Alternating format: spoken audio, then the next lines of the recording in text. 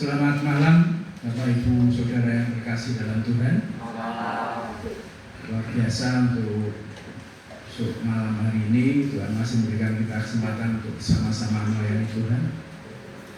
Kita akan bangkit berdiri, kita akan bersama-sama mengangkat kebaktian sore pagi pada sore hari ini dengan lagu mulia bagi Allah.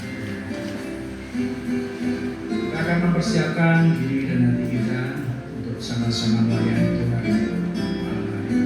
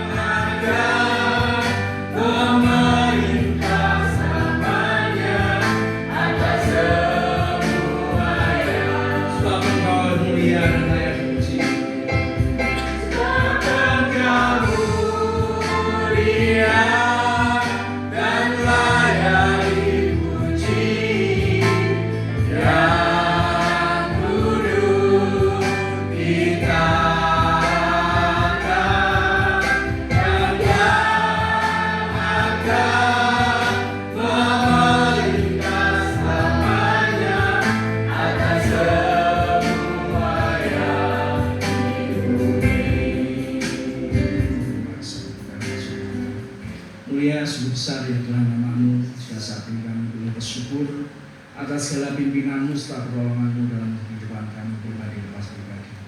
Biarlah pada sore hari ini ya Tuhan, Engkau boleh hadir di tempat ini, penuhi kami dengan Roh Kudus-Mu, dan biarlah kami layak untuk melayani Engkau pada saat ini Tuhan.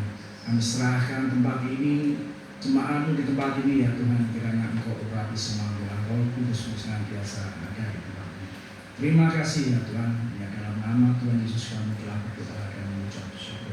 Amin. Kita akan masih bangkit berdiri, kita akan memuji Tuhan hari yang terindah.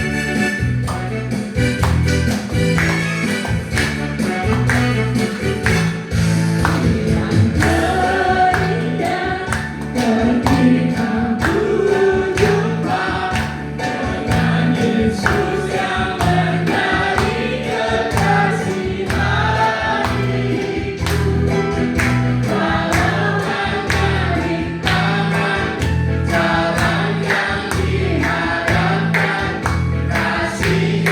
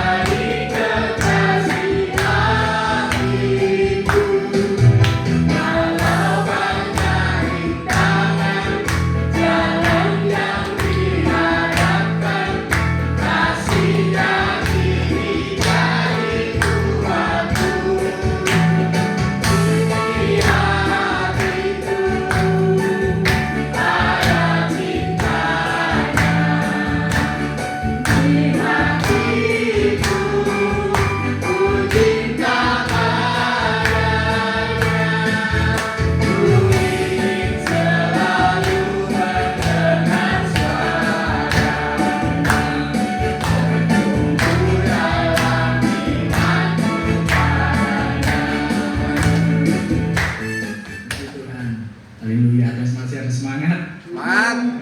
Puji Tuhan juga Bapak Ibu Saudara masih mempunyai semangat yang luar biasa. Pada saat ini kita akan bersama-sama mendengarkan firman Tuhan. Kita angkat dengan penuh sekarang Tuhan. Silakan Bapak Ibu untuk mempersiapkan hati dan pikiran untuk sama-sama mendengarkan.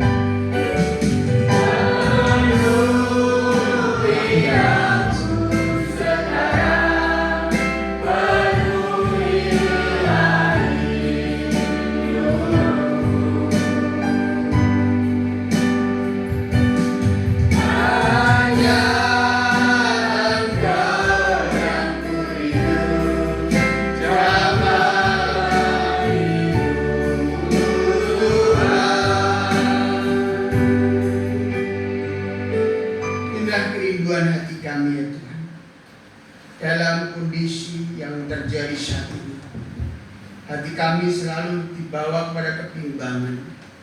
Hati kami selalu dibawa ketidakpastian akan keadaan dunia ini. Tabilah kebenaran firman-Mu ya Tuhan, yang akan meneguhkan kami selalu, memberi kekuatan kami selalu untuk tetap bertahan hingga Tuhan menjemput kami. Terima kasih ya Tuhan, layakkan kami untuk belajar kebenaran firman-Mu yang semakin memperkuat keyakinan iman kami dan semakin kami mengasihi. Dalam kuasa-Mu Tuhan, kami bersyukur atas semuanya. Amin. Saya kembali. Shalom Bapak Saudara terkasih dalam Tuhan. Shalom. Mari kita bersama, kita akan membuka di dalam kitab Yakobus pasal yang pertama. Kitab Yakobus pasal yang pertama kita akan membaca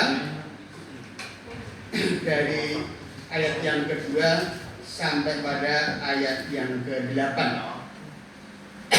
Yakobus pasal yang pertama ayat yang kedua sampai yang ke-8 kita membaca silih berganti. Iman dan hikmat. Saudara-saudaraku, anggaplah sebagai suatu kebahagiaan apabila kamu jatuh ke dalam berbagai pencobaan. Sebab kamu tahu bahwa ujian terhadap imanmu itu menghasilkan ketekunan. Dan biarlah ketekunan itu memperoleh buah yang matang, supaya kamu menjadi sempurna dan utuh, dan tak kekurangan suatu apapun. Tetapi apabila di antara kamu ada yang kekurangan hikmat, hendaklah ia memintakannya kepada Allah, yang memberikan kepada semua orang dengan berhati dan dengan tidak berbangkit-bangkit. Dan akan diberikan kepadanya. Hendaklah ia memintanya dalam iman dan sama sekali jangan bimbang. Sebab orang yang bimbang sama dengan gelombang laut yang diombang-ambingkan kian kemari oleh angin. Orang yang demikian janganlah mengira bahwa ia akan ditimpa suatu dengan. Sebab orang yang mendua hati tidak akan tenang dalam hidupnya.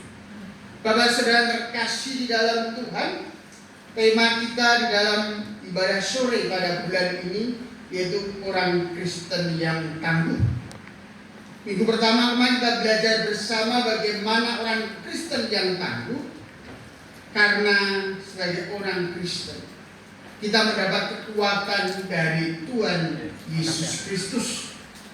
Kekuatan yang dinamis, kekuatan yang terus bekerja dalam kehidupan orang-orang percaya untuk terus bertahan dalam menghadapi setiap hal kehidupan.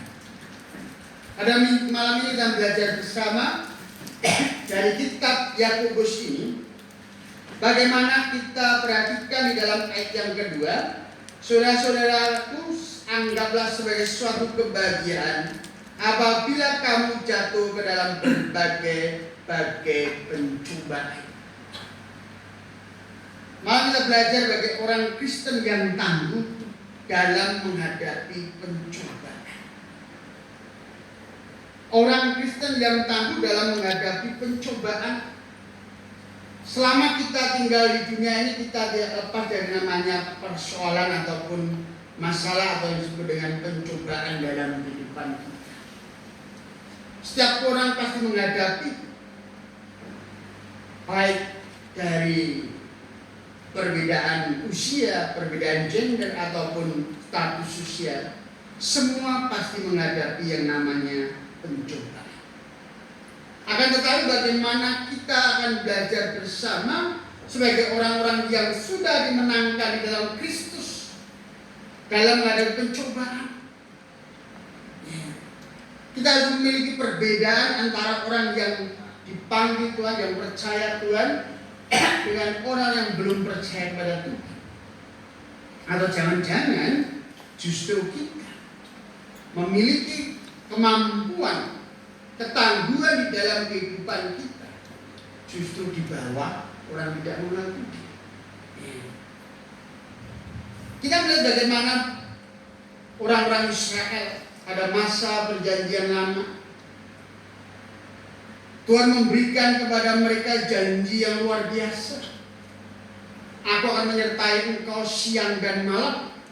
Ya, ketika pada waktu siang orang-orang akan menghadapi yang namanya kepanasan, tetapi Tuhan berjanji akan menjadi tiang awan bagi mereka, memberikan keteguhan, memberikan kepada mereka kenyamanan, suasana yang nyaman. Ketika malam hari yang begitu dinginnya sampai menusuk ke tulang-tulang, Tuhan memberikan penyertaan yang luar biasa dengan tiang api, memberikan penghangat di dalam kehidupan umatnya. Akan tetapi apa yang mereka rasakan, penyertaan yang luar biasa, kuasa Tuhan yang luar biasa dinyatakan, mereka terima sebatas isapan jempol. Mereka masih bersungut-sungut, mereka masih menggerutu karena beberapa hal yang menguji ketika mereka berada di dalam berbagai persoalan. Di dalam ayat 12 di kitab Yakobus pasal yang pertama, berbahagialah orang yang bertahan dalam pencobaan, sebab apabila ia sudah teruji, ia akan menerima mahkota kehidupan yang dijanjikan Allah kepada barang siapa yang mengasihi Dia.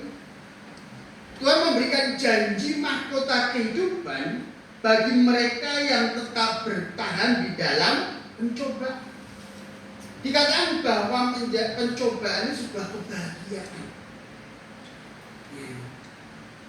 Coba kita perhatikan. Secara manusiawi pasti kita pengennya enak dan enak, nyaman dan nyaman. Pokoknya semuanya aman. Itu harapan kita. Walaupun seringkali kenyamanan, keamanan Tuhan berikan, kita itu masih belum bisa menerimanya sebagai sebuah berkat Tuhan. Kita masih mencari, kita masih, ya dikatakan tadi, masih ada pertimbangan seperti gelombang laut yang diombang-ambingkan oleh angin. Karena ketika kita menerima kenyamanan dari Tuhan, kita tidak melihat Tuhan yang memberikan kenyamanan, kenikmatan dalam kehidupan kita, tetapi kita melihat parameter kita dengan orang di sekitar kita, orang di depan kita, orang di belakang kita. Sedangkan kenyamanan yang diberikan Tuhan memberikan kepada kita sesuai dengan apa yang menjadi kemampuan kita. Padahal pencobaan yang kita alami tidak lebih kekuatan kita.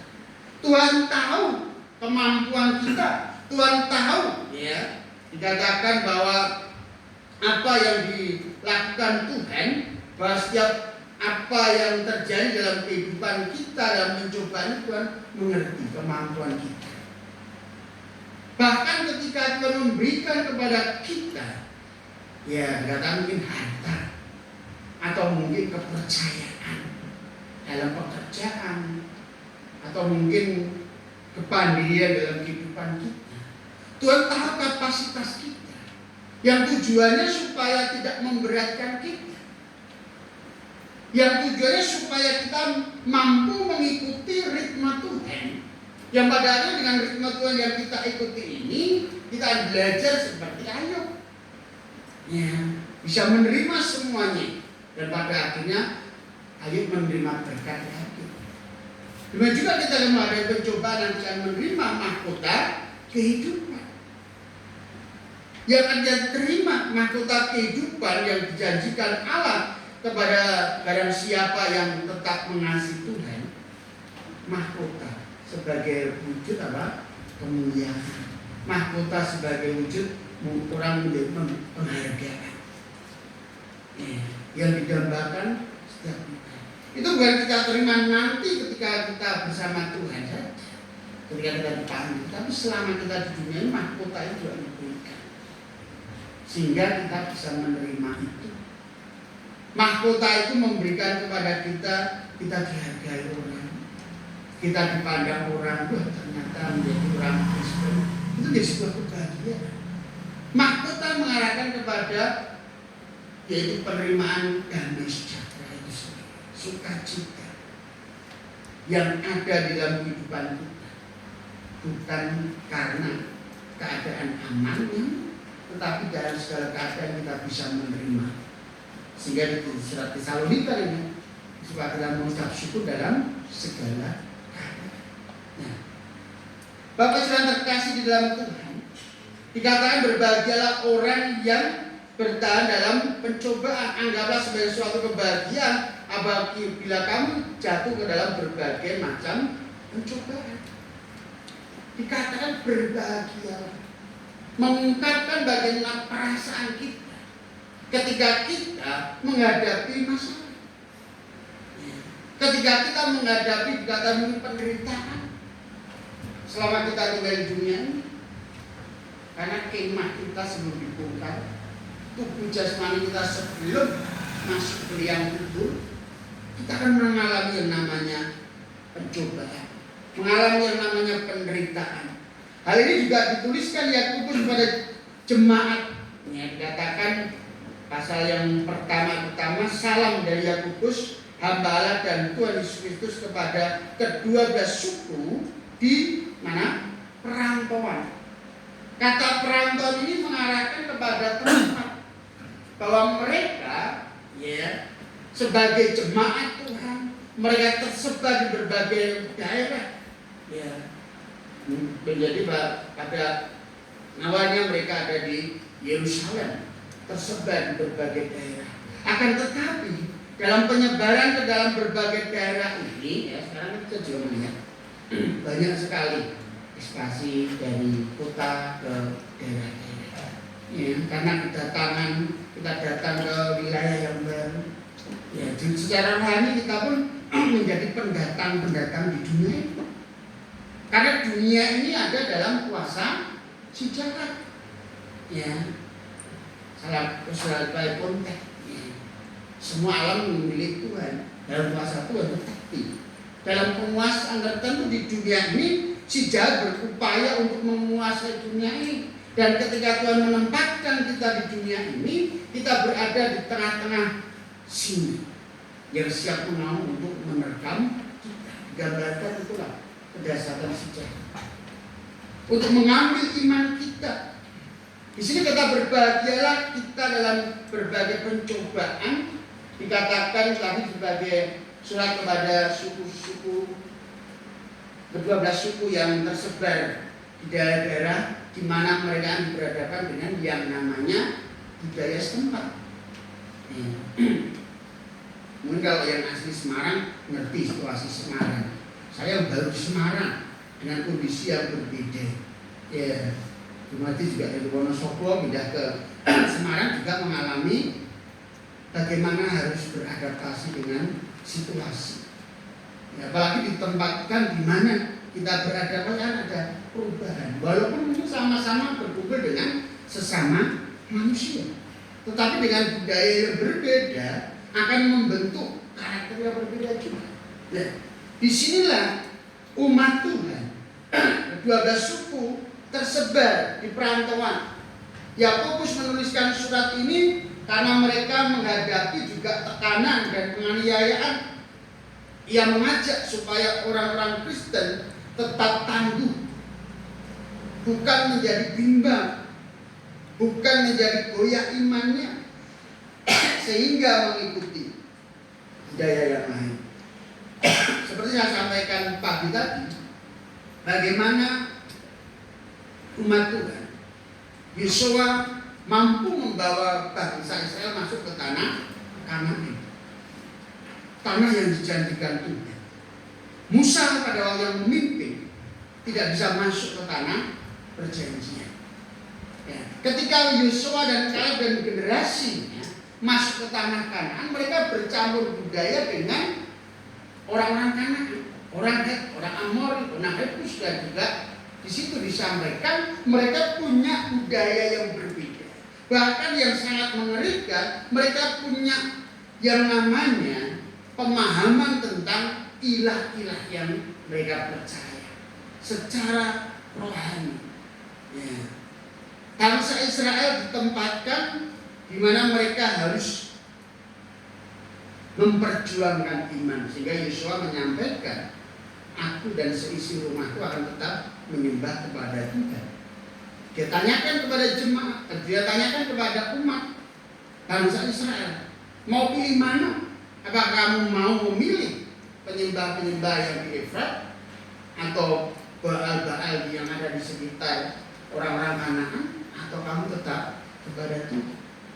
Mereka berkata tidak, kami tetap menyembah kepada Tuhan, karena mereka tahu bagaimana Tuhan menolong mereka, nenek moyang mereka, ya, bapak-bapak leluhur mereka. Perjalanan iman yang dilalui sungguh luar biasa bersama dengan Tuhan. Tidak, pengaruh itu tidak mempengaruhi. Keteguhan iman, tetap tangguh di dalam malam pencobaan, tetap berbahagia, bukanlah hal yang mudah. Ya. Orang yang tidak pernah mengalami masalah, tetapi orang yang tetap beriman tetap dalam tantangan masalah. Ya. Karena apa? Kita diperhadapkan dengan dunia yang penuh dengan tipu daya. Ya. Dikatakan bahwa kita berada di dalam 1 Yohanes pasal itu dikatakan dalam bahasa bahwa kita itu di dalam kitea, yaitu di bawah penipuan oleh dunia ini. Ya, memang seringkali kita itu terkelabui dengan apa di dunia ini. Wah, kamu mau duit banyak? Wah, tekanlah ini kalau dengan HP ya, tekan itu ternyata yang masuk apa? Pinjol. Atau mungkin permainan itu apa namanya? Judi online. Ya? Judi online. Judi online juga ya, judi online. Ini ada dapat duit nanti ya. Banyak pengaruh-pengaruh. Tetapi sesungguhnya kalau kita perhatikan, semua itu mengelabui, memberikan kenyamanan, seolah itu akan mendapatkan sesuatu yang luar biasa. Seolah itu gampang untuk mengikutinya. Awalnya nyaman pada akhirnya jatuh ke jalan. Ya, Bapak bisa terkasih di dalam Tuhan. Seringkali kita bertanya mengapa Tuhan mengizinkan pencobaan terjadi. Kita pengennya itu hidup dengan Tuhan tenang, aman. Tetapi kenapa?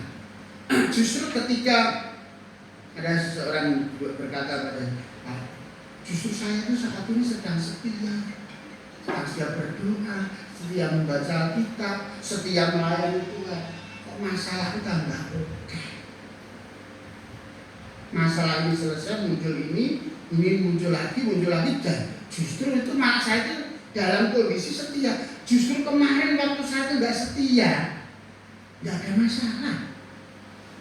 Nah, kalau kita melihat sebuah kenyataan, parameter kita melihat dari situasi, sehingga terjebak. Kita sering bertanya apakah Tuhan meninggalkan saya sehingga masalah itu terjadi. Kapan masalah itu sampai berakhir? Ya, ini masalah selesai ya, kita dipanggil Tuhan selesai. Ya. Tetapi selesainya sampai di mana? Selesai kita nanti sampai ke rumah Bapa atau ke rumah si engkau yang di bawah dalam kuasa si jahat. Ya. Tetapi kita melihat bersama, Yakobus mengarahkan kepada jemaat untuk kembali kepada panggilan sebagai orang-orang Kristen yang tangguh dalam menghadapi pencobaan.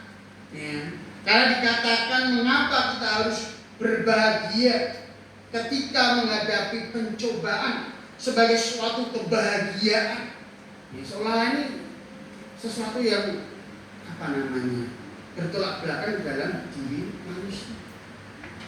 Yakobus menyampaikan kepada jemaat, berbahagialah kalau kamu dicobai. Iya, mungkin bisa kamu nggak pernah mengalami, kamu tidak sedang mengalami. Kalau kamu mengalami coba. Ya, terkadang gitu ya, ketika kita menghadapi masalah berat, ada orang memberikan solusi soal kok pemimpin. Ya. Iya, kamu nggak mengalami, saya mengalami ini berat. Ya. Enggak, kita punya Tuhan ini ya. Kalau orang sudah kacau ketika baru dikatakan yang baik-baik, tetap dia bayar tangan. Iya, kamu nggak mengalami, saya mengalami ini. Kesedihan, ya, penderitaan, saya mengalami. Kamu enggak, enak aja kamu bisa bilang. Tetapi di sini kita lihat bersama, justru Yakobus menyampaikan anggaplah sebagai suatu kebahagiaan. Suruh menganggap kebahagiaan masalah ini. Coba kita bayangkan, suruh menganggap. Ya, berarti seolah-olah kita tidak menghadapi masalah. Ya. Kita melihat coba dalam 1 Petrus pasal yang pertama ayat yang ke-6. 1 Petrus pasal yang pertama ayat yang ke-6 dan yang ke-7.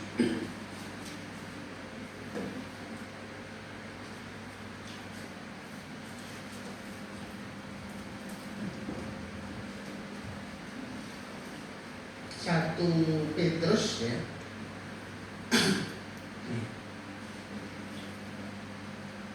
1 Petrus pasal 1 ayat 6 dan 7. Bergembiralah akan hal itu, sekalipun sekarang ini kamu seketika harus berduka cita oleh berbagai-bagai pencobaan. Maksudnya semuanya itu ialah untuk apa? Membuktikan kemurnian imanmu yang jauh lebih tinggi nilainya daripada emas yang sama, yang diuji kemurniannya dengan api, sehingga kamu memperoleh puji-pujian dan kemuliaan dan kehormatan pada hari Yesus Kristus menyatakan dirinya. Dikatakan bahwa mengapa kita harus bersuka cita, mengapa kita harus berbahagia ketika menghadapi pencobaan. Justru disinilah orang Kristen yang tangguh memandang pencobaan dengan kacamata iman, maka akan mendatangkan kebahagiaan. Segala masalah yang kita dapat dengan kacamata iman akan mendatangkan kebahagiaan dalam kehidupan kita.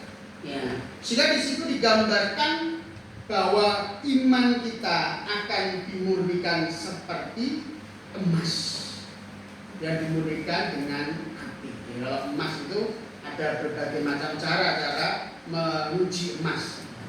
Pengujian emas dengan tujuan memisahkan logam mulia dari kotoran, untuk mendapatkan kadar kemurnian yang tinggi. Ya memang ada dengan cara uji fisik atau kimia, dengan bahan kimia, atau mungkin dengan dengan cara sederhana, mungkin dengan cara gores, kemudian dikasih asam nitrat, senyawa asam nitrat ini kemudian diteteskan. Kalau ketika ditetesi asam nitrat ini juga goresan tadi, itu kan kalau kita mau jual emas itu sudah digoreskan di batu, terus dikasih asam cairan asam nitrat. Kalau warnanya itu luntur, berarti itu bukan emas. Tapi kalau masih kuning, berarti emas. Tidak berubah warnanya. Atau mungkin kalau pengujian dengan cara yaitu dibakar. Dibakar ini dibakar untuk pembuktian emas itu asli. Biasanya akan berubah warna menjadi hitam atau sedikit kemerah-merahan. Tetapi ketika sudah api itu didinginkan, emas itu kembali menjadi warna kuning yang seperti aslinya. Ini membuktikan bahwa emas itu adalah betul-betul emas. Sehingga disinilah untuk menyatakan, jadi tujuan memurnikan yaitu untuk emas ini memisahkan logam dan kotoran, itu membuktikan betul-betul kadar kemurnian emas itu. Hasilnya emas itu asli atau tidak. Emas itu dikatakan emas tua atau muda. Tua muda itu kadar karatnya itu apakah berapa gram? Berapa karat? 24 atau 23 atau 21 atau 93? Itu menunjukkan kemurnian daripada. Ini gambarkan oleh Petrus maupun Yakobus, menyatakan bagaimana iman kita itu ketika diuji akan menunjukkan bahwa ujian memurnikan karakter kita. Apakah dengan pencobaan, dengan masalah, karakter kita tetap memiliki karakter Kristus, atau justru kita berubah? Pada hakikatnya kita sebagai manusia biasa. Atau mungkin justru dengan ujian kita juga membuktikan ketulusan kita dalam mengikuti Tuhan. Ujian ini seringkali muncul ketika kita berhadapan dengan namanya pekerjaan, dengan namanya hubungan sosial dengan orang-orang di sekitar kita. Nek dadi wong Kristen iki gawean itu angel. Katanya boleh pasangan saya meneh angel. Tak mencari pasangan yang tidak percaya Tuhan. Ada beberapa orang berupaya untuk enggak apa-apa, nanti kita tahu rencananya, tapi itu orang itu seringkali karena apa? Perasaan kebutuhan kehidupan di dunia ini. Dengan pengujian emas, pengujian iman akan membuktikan kepercayaan kita kepada Tuhan di tengah penderitaan itu akan lebih. Apakah kita tetap condong kepada Tuhan atau justru kita lari?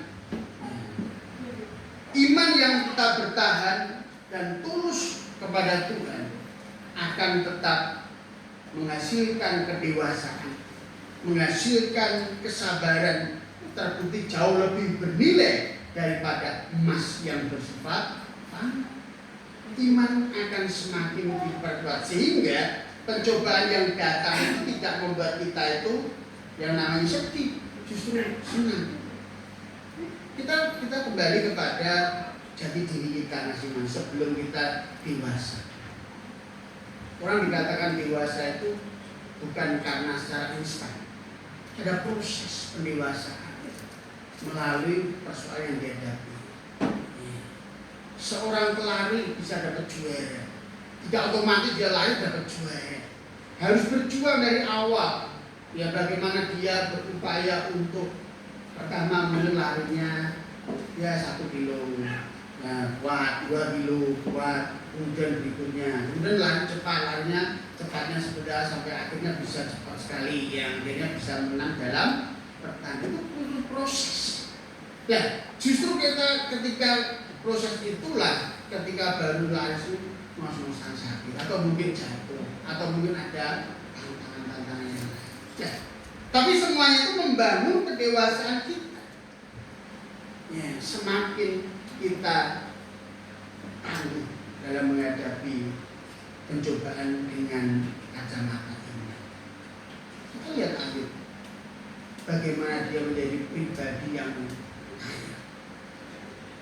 Anaknya, kedudukannya, pengaruhnya. Tetapi ketika Tuhan bersama dengan si jahat, si iblis mengatakan, iya Ayub bisa tetap percaya kepada engkau. Karena apa? Ayub kaya, Ayub punya pengaruh. Tapi jika coba kekayaan itu diambil, pengaruh yang dia miliki diambil, Ayub tetap beriman atau tidak? Iblis uji dia dengan Tuhan. Coba bayangkan dengan hal itu. Dan rupa-rupanya Tuhan menyampaikan, oke lah, boleh kamu ambil harta milik daripada Ayub. Tetapi coba jangan kamu ambil nyawa. Sehingga di situ kita bisa memperhatikan bersama bahwa ketika Ayub menghadapi semuanya tetap beriman dan teruji. Walaupun hartanya hilang, anak-anaknya meninggal, bahkan istrinya yang dikasih sebagai penolong dalam kehidupannya justru menjadi orang yang harusnya menjadi pendamping yang setia, justru mempengaruhi Ayub untuk meninggalkan Tuhan. Ia tetap konsisten. Dan pada akhirnya kita melihat di akhir perjalanan Ayub, ketika dia diambil apa yang diambil Tuhan, dia berkata, apa yang dari Tuhan diambil oleh Tuhan kembali. Dia tidak menyesali. Apa dimilikinya hilang, tidak menyesal, dari Tuhan. Kalau sekarang hilang, sekarang tidak ada dari itu juga dari Tuhan dan Tuhan yang mengirim. Dan pada akhirnya dengan imannya Ayub menunjukkan bagaimana ia semakin kuat. Dan dikatakan Ayub terus bertumbuh. Dan akhirnya menjadi pribadi yang bertumbuh. Apa yang dimiliki dulu dikembalikan pula kali. Apa yang Bapak sudah terkasih dalam itu. Mengapa penderitaan harus kita berbahagia dengan kacamata iman? Dengan penderitaan pencobaan membangun iman kita semakin dewasa. Kedewasaan rohani seseorang tidak mudah goyah. Dan kita melihat bahwa dalam Efesus pasal 4 ayat 14. Efesus 4 ayat 14 kita lihat bersama. Ya. Dikatakan sehingga kita bukan lagi anak-anak yang diombang-ambingkan. Ya. Kita mulai dari 13.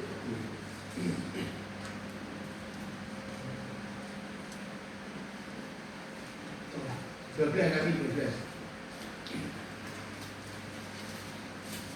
Jadi untuk memperlengkapi orang-orang kudus bagi pekerjaan pelayanan, bagi pembangunan tubuh Kristus. Sampai kita semua telah mencapai apa? Kesatuan iman dan pengetahuan benar tentang anak Allah, kedewasaan penuh dan tingkat pertumbuhan yang sesuai dengan kepenuhan Kristus. Sehingga kita bukan lagi apa? Anak-anak yang diombang-ambingkan oleh rupa-rupa angin pengajaran, oleh permainan palsu manusia dalam kelicikannya mereka yang menyesatkan. 15. Tetapi dengan teguh apa? Berpegang kepada kebenaran dalam kasih, kita bertumbuh dalam segala hal ke arah siapa? Yesus Kristus yang adalah kepala kita. Nah, jadi dengan penderitaan kita diminta untuk berbahagia, karena dari itu akan kita menghasilkan buah. Dan buah inilah yang akan mengarahkan kita bertumbuh dalam Kristus. Pertumbuhan kita dalam Kristus. Tuhan tidak hanya ingin kita lolos dari pencobaan, tetapi Tuhan ingin kita juga terus bertumbuh dengan masalah-masalah itu. Nah, jadi sebagai kebahagiaan kalau malah terjadi kan justru menunggu. Misalnya kayak anak tidak aku menjadi anak-anak, tetapi menjadi orang yang dewasa dengan masalah semakin bertumbuh. Dengan masalah semakin mengarah kepada bagaimana kehidupan yang menghasilkan buah. Dalam ayat yang keempat, saya kembali kepada kitab Yakobus pasal yang pertama ayat yang keempat. Dan biarlah ketekunan itu memperoleh buah yang matang, supaya kamu menjadi sempurna dan utuh dan tak berkekurangan suatu apapun. Memperoleh apa? Dengan persoalan ini membuahkan kita. Yang dulunya ketika ada masalah ini kita mulai lemah, tapi dengan setelah kita hidup dalam iman, menjalani semua dengan iman, maka ketika ada masalah, oke, siap. Karena pencobaan itu adalah hal yang biasa. Kita bisa melihat sebagai sesuatu yang biasa. Justru kita akan mengharapkan supaya pencobaan itu semakin banyak, sehingga semakin buah yang kita hasilkan itu dikatakan sempurna, seperti dimurnikan, dipanasi sedemikian panasnya sehingga tetap murni, betul-betul emas. Bukan ada campuran-campuran logam yang lain. Iman kita terus didera dengan penderitaan persoalan akan menumbuhkan kita semakin dewasa, yang pada akhirnya kita semakin berbuah.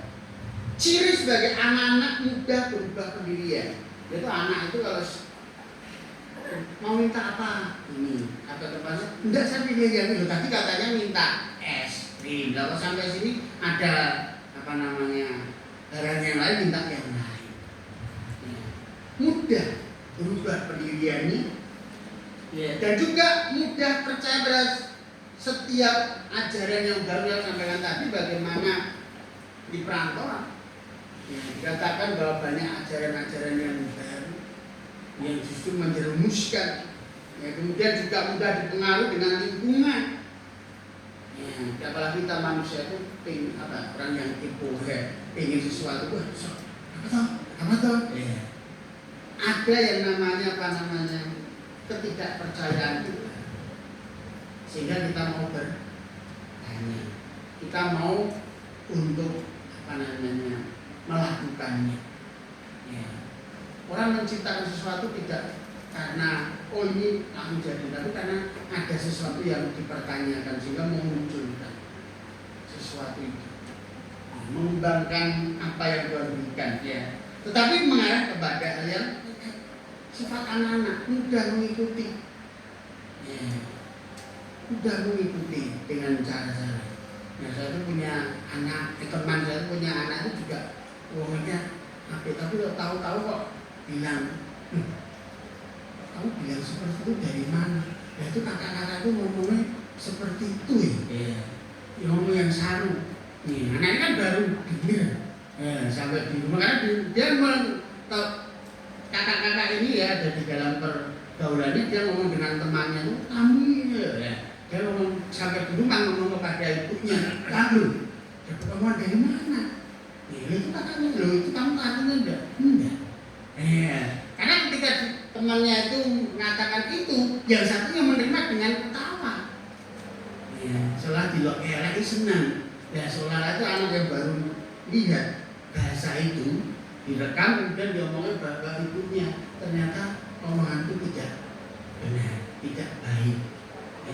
Karena itu kan sifat anak-anak muda, menerima hal yang baru tanpa dia bisa menyaring.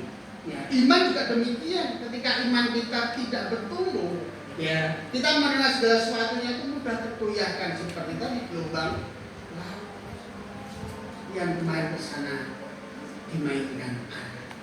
Iman kita diumbang-ambingkan dengan keadaan dunia yang menjemukan. Tetapi orang yang dewasa itu berakar dalam firman Tuhan. Orang yang dewasa di dalam Kristus, yaitu orang yang mampu membedakan kebenaran dan kesesatan, mana yang benar, mana yang berkenan di hadapan Tuhan.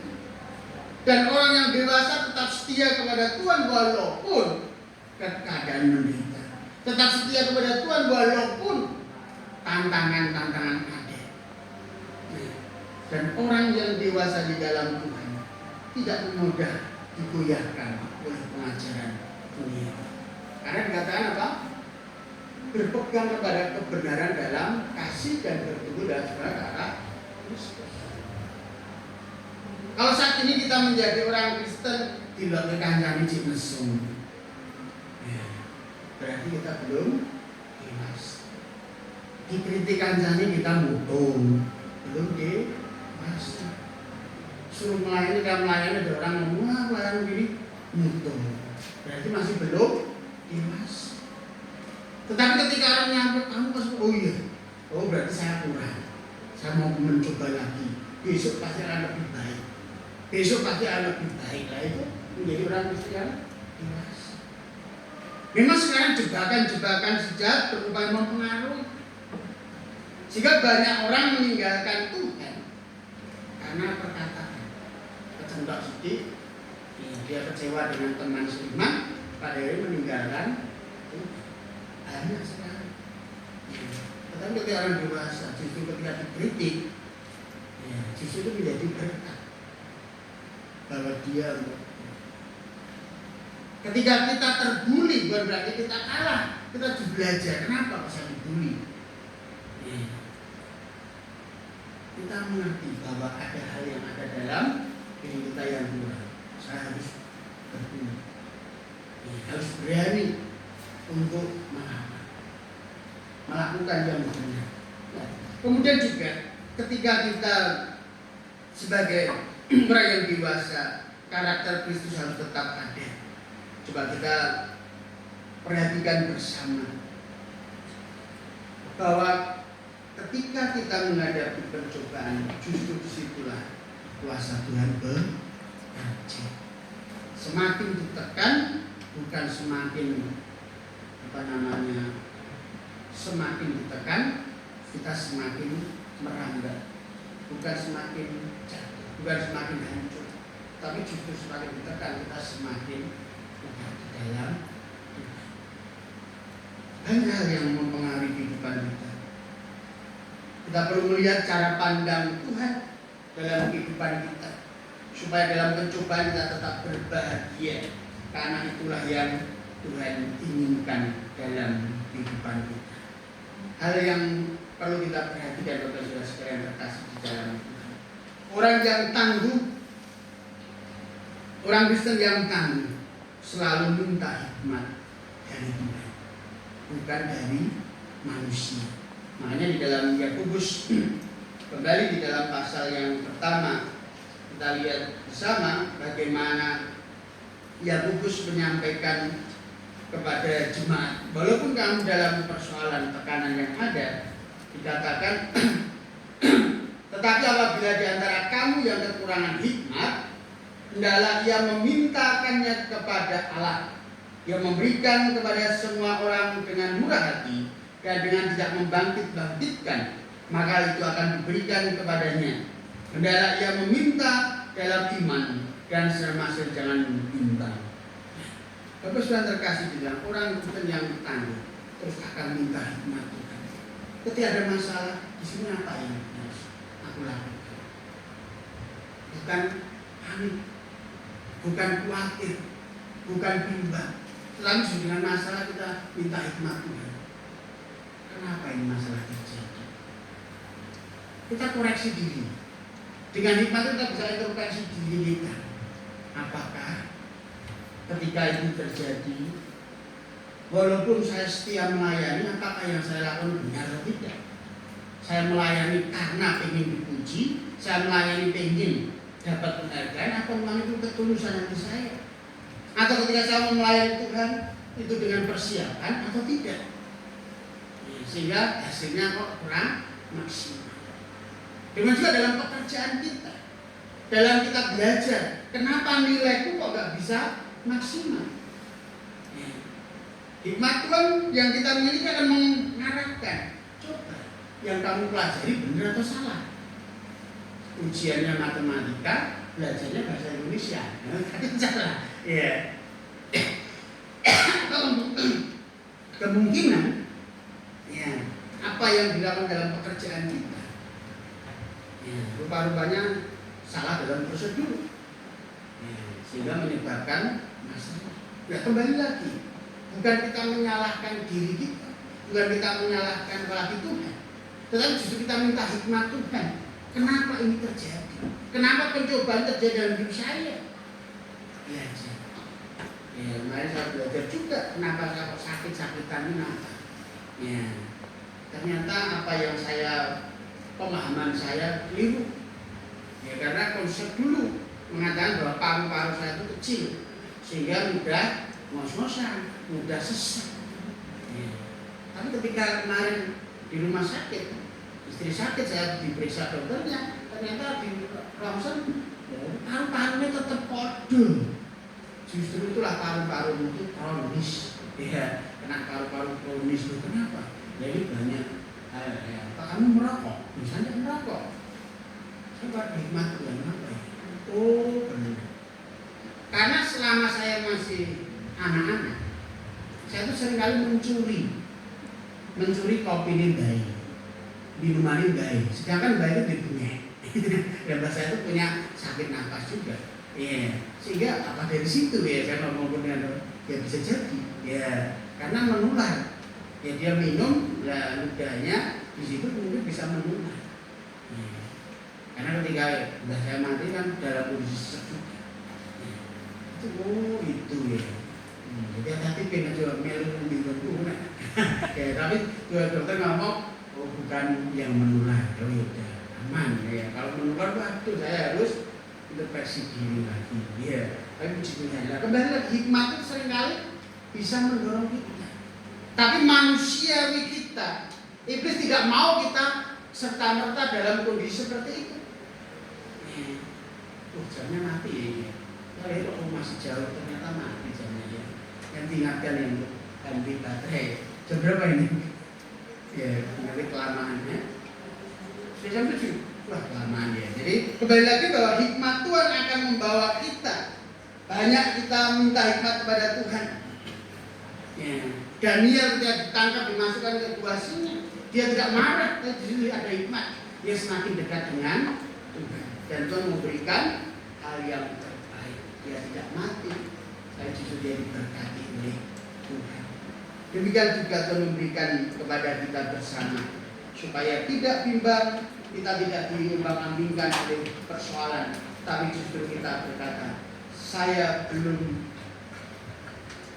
melihat jalan keluarnya, tetapi Tuhan yang memberikan jalan keluar. Dengan hikmat Tuhan kita bisa menilai segala sesuatu dengan benar, bukan dengan kacamata ini, tetapi kacamata Tuhan. Dan pada akhirnya Bapak Saudara terkasih dalam Tuhan, orang Kristen yang tangguh dalam pencobaan adalah mereka yang memandang pencobaan itu dengan iman tetap kepada Tuhan, bertumbuh melalui pencobaan itu dan semakin membuahkan hasil yang berkenan kepada Tuhan. Jikalau kita menghadapi pencobaan, justru disitulah kita semakin meminta hikmat daripada Tuhan sehingga dikatakan tadi mahkota kehidupan akan kita nikmati, baik di dunia maupun ketika Yesus datang menjemput kita. Kita tetap dalam kasih Tuhan. Pencobaan tidak mendatangkan kehancuran dalam kehidupan kita, tapi memurnikan iman kita. Penderitaan tidak membawa kita pada kematian, tetapi menjadi kehidupan yang semakin bersinar bersama dengan kita. Tuhan memberkati. Mari kita bersama kita datang kepada Tuhan. Kita menyerahkan apa yang sudah kita pelajari pada malam ini. Kembali kami bersyukur ya Tuhan, oleh karena kasih setiamu Engkau menolong kami. Pencobaan yang terjadi dalam kehidupan kami, biarlah kami belajar sungguh menjadi sebuah kebahagiaan bagi kami. Karena dalam pencobaan itu kami semakin serupa dengan Kristus. Kami semakin dewasa dan berbuat bagi kemuliaan Tuhan. Terima kasih ya Tuhan untuk semuanya. Kiranya apa yang kami hadapi saat ini, kami bisa melihat dengan kacamata iman, bukan karena keakuan kami. Terima kasih ya Tuhan atas firman-Mu, telah meneguhkan kami menjadi orang-orang Kristen yang tangguh dalam menghadapi persoalan. Tetap percaya Tuhan yang berkuasa. Amin. Mari kita bersama meresponi kebenaran firman Tuhan dengan menyatakan Yesus di dalam hidup kita. Tapi jika di dunia yang penuh cemar antara sesamamu, hiduplah saleh dan benar. Nyatakan Yesus dalam hidup.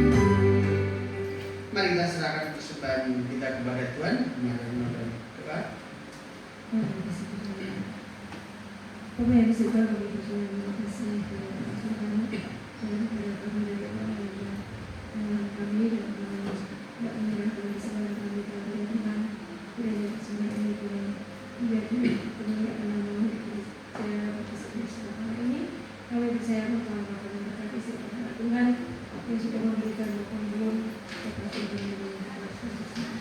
kami serahkan semua ini di tangan kuasa Tuhan supaya kami dapat berkata bersama.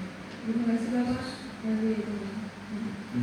Kita akan ibadah kita sebagai teman untuk sampaikan untuk PBI bahwa akan ada ibadah persekutuan PBI yang diadakan pada tanggal 19 bulan Juni 2026 ini, tempat di rumah Bapak Pemilu, yaitu jam 18.30 biasanya. Kemudian MC Bapak Sumadi, firman Tuhan Bapak Punggi. Kemudian untuk ibadah Rabu akan dilayani oleh Ibu Sigit sebagai penyampaian firman Tuhan, dan MC disampaikan oleh Ibu Triwasono. Kemudian juga untuk ibadah minggu besok tanggal 21 Juni 2026, pengkhotbah pagi saya sendiri untuk pembawa acara Bapak Andreas, Saudara Erwin, kemudian pemain musik grup band. Ya, kemudian untuk persembahan Bapak Bambang dan Bapak dan Saudara Mumu. Kemudian penerima tamu Ibu Supriyatin. Untuk sore firman Tuhan saya sendiri, kemudian pembawa acara Pak Punggi izin, Mas Erwin yang ganti Punggi besok. Apa itu tadi jadinya? Oh berarti Pak Punggi tetap dia besok tanggal 21 akan menolong dalam MC, dan Ibu Karnawati sebagai singer, Ibu Ra pemain musik, dan penerima tamu Ibu Ira. Kemudian disampaikan juga untuk laporan kegiatan minggu lalu.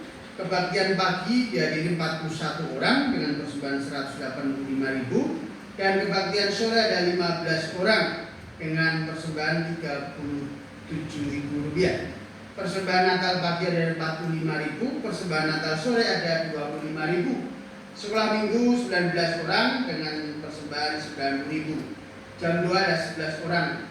PBI ada 10 orang dengan persembahan 35.000 rupiah. Total pemasukan di minggu yang lalu ada 417.000, ditambah dengan total persepuluhan yang baru saya berikan. Nomor-nomor bisa dilihat di buletin dengan jumlah 1.767.000, sehingga total pemasukan minggu pertama ada 2.184.000 rupiah.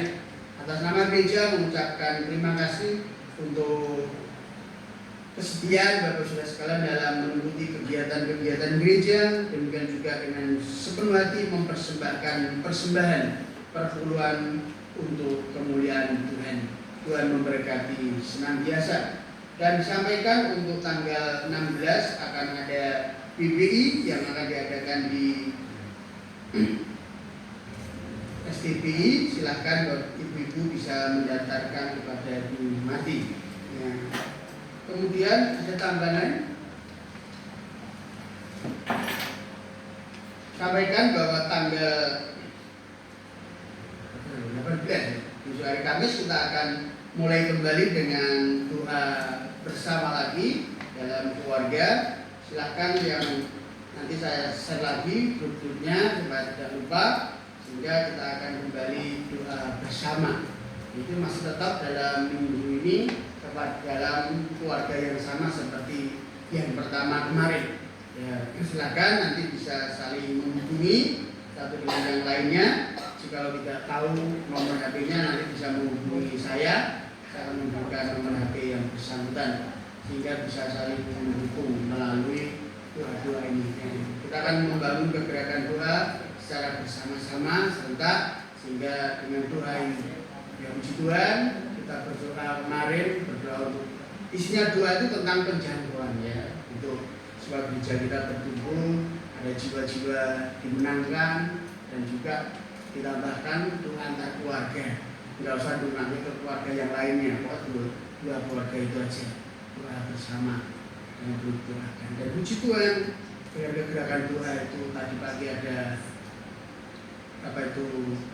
dua orang yang datang, ya, bahkan datang maju. Saya mau menggabungkan diri di BPI itu, baru datang ngomong menggabungkan karena belum tahu sistemnya. Jadi saya sampaikan Ya cukup luar biasa.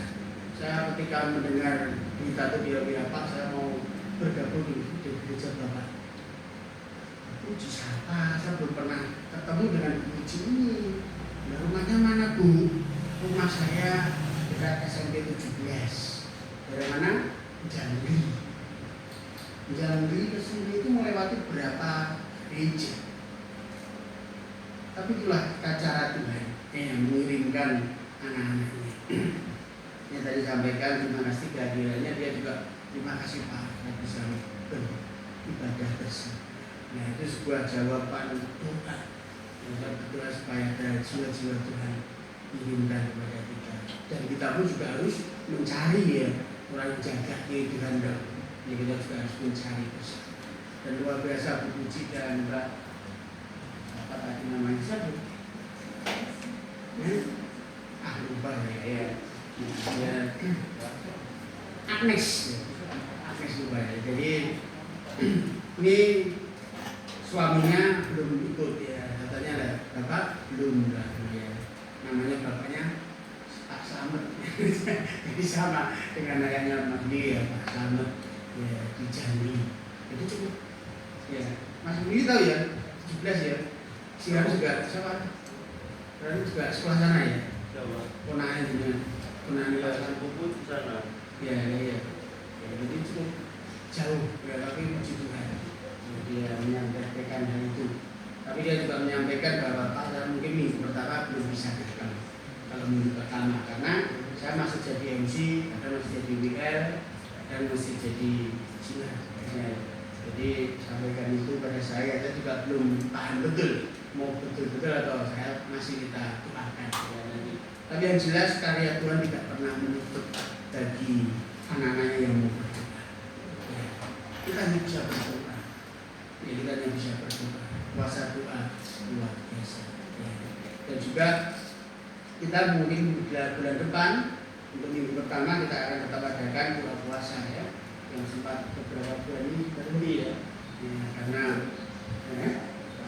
lupa ya. Ya kita akan tetap aktifkan untuk puasa itu, karena itulah yang mampu kita lakukan, menjangkau melalui doa-doa kita. Mari kita bersama, kita bangkit berdiri, kita mengakhiri ibadah kita mengucap syukur karena kasih Tuhan menyertai dalam ibadah kita dengan naikkan pujian terima kasih Yesusku. Namun salah lagi. Oh ya, saya baca dalamnya mana? Terima kasih bukan ya. Ya, maaf ya. Kita akan menaikkan pujian ini yang sudah kita datang kepada Tuhan. Mengucap syukur ya Tuhan atas setiap kebaikan, kemurahan Tuhan yang menolong kami untuk boleh bersama menikmati hadirat Tuhan dalam ibadah malam ini. Ialah apa yang boleh kami persembahkan kepada Tuhan melalui pujian kami, doa kami, persembahan kami. Kiranya Tuhan terima dan layakkan setiap anak-anak-Mu dengan ketulusan memberikan yang terbaik kepada Tuhan. Demikian juga kebenaran firman Tuhan yang membawa kami sebagai orang-orang Kristen yang tangguh dalam menghadapi percobaan. Kami tetap eksis bersama dengan Tuhan sehingga membuahkan hasil buah yang benar di hadapan Tuhan. Semakin dewasa dalam iman kami kepada-Nya. Terima kasih ya Tuhan. Sebentar kami akan pulang kembali dalam kehidupan kami. Hari demi hari menjalani kehidupan, pekerjaan, usaha, pendidikan, ataupun kami beradaptasi dengan lingkungan, dengan budaya yang baru, dengan sistem yang baru. Kami tetap ada di dalam Tuhan. Dan terima kasih ya Tuhan atas semuanya. Dan biarlah kasih karunia yang datang dari Tuhan menyertai Bapak Saudara sekalian sekarang sampai selama-lamanya. Mahkota kehidupan yang Tuhan berikan akan selalu membawa dampak yang membahagiakan bagi Bapak Saudara sekalian sekarang sampai selama-lamanya. Tuhan Yesus memberkati.